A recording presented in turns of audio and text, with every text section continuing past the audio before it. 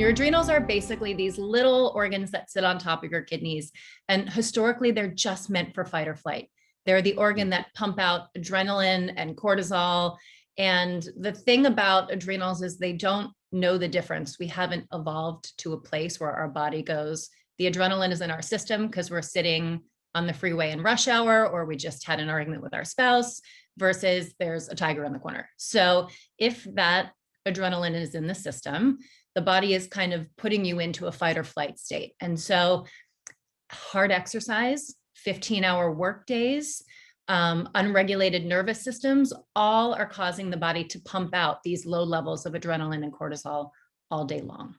Unlike the rest of our organs, our adrenals are not meant to work every day. And so what happens after 10, 20 years of these behaviors is you start to degrade the way that they work. And the tricky part with that is that our adrenals are the precursor to our immune system, to our digestive system, to our hormones. There's a lot of pieces that they're really tied into. And so I think I'd mentioned what people will typically see is they've run these schedules for so long and they feel great because your body has a lot of reserves in your 20s and your 30s. You have all of this energy and all of this chi and all of this vitality that you can pull from. You're not doing 15-hour days because you're superhuman. You're doing it because your body is giving some reserves to keep you alert and to keep you functioning.